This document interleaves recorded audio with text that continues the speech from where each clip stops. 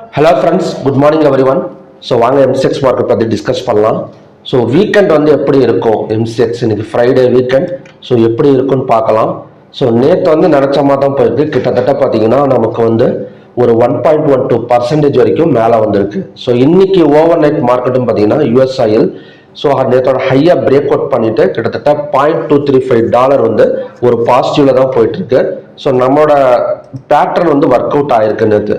So இந்த இடம் பார்த்தீங்கன்னா ஸோ நமக்கு பேட்டர்ன் ஒர்க் அவுட் ஆகிட்டு பிரேக் அவுட் எடுத்து ஸோ இன்னைக்கு ஓவர் நைட் மார்க்கெட்டும் பார்த்தீங்கன்னா நேற்று ஹையாக பிரேக் அவுட் பண்ணுது.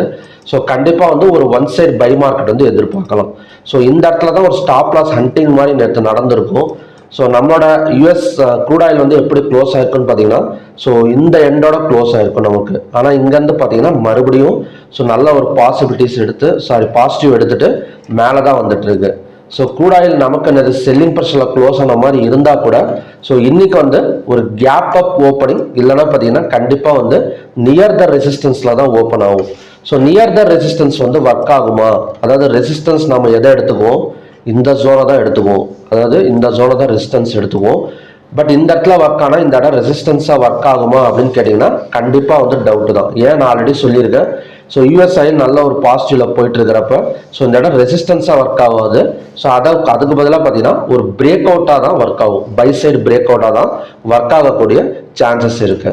ஸோ கண்டிப்பாக நமக்கு வந்து ஒரு 5668 ஸோ கண்டிப்பாக 5710 to 15 வரையிலும் 15க்குள்ளார ஓப்பன் ஆகக்கூடிய சான்சஸ் இருக்கு.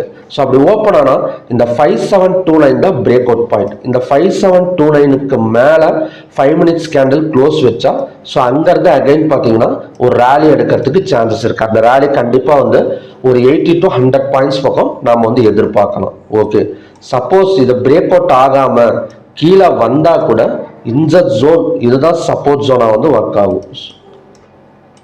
ஸோ உங்களுக்கு டிரா பண்ணி காட்டுறேன் பாருங்க. இந்த இடம்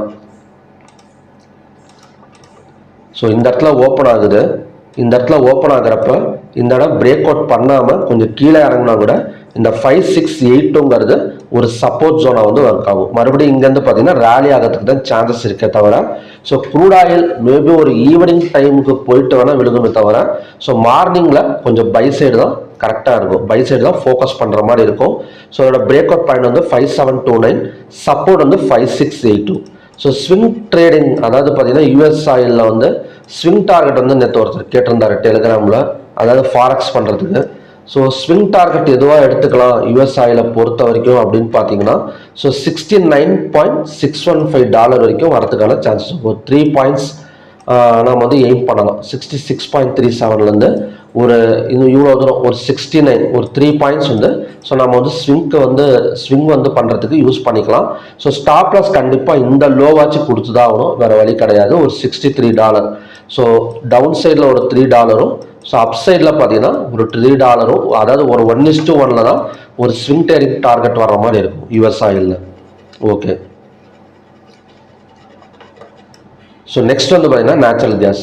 ஸோ நேச்சுரல் கேஸை பொறுத்த வரைக்கும் சப்போர்ட் ஜோனில் தான் நிற்கிது. ஸோ இருந்தாலுமே நேற்று வந்து ஒரு இன்வெர்டட் ஹேமர் கேண்டில் ஃபார்ம் ஆயிருக்கு. அது மட்டும் இல்லாமல் டாலர் ரேட்லேயும் நமக்கு வந்து பார்த்தீங்கன்னா கொஞ்சம் நெகட்டிவ்ல தான் ஓப்பன் ஆயிருக்கு. ஸோ அப்படி இருக்கிறப்ப லோவை பிரேக் அவுட் பண்ணால் ஸோ செல் சைடு வந்து ஃபோக்கஸ் பண்ணிக்கலாம்.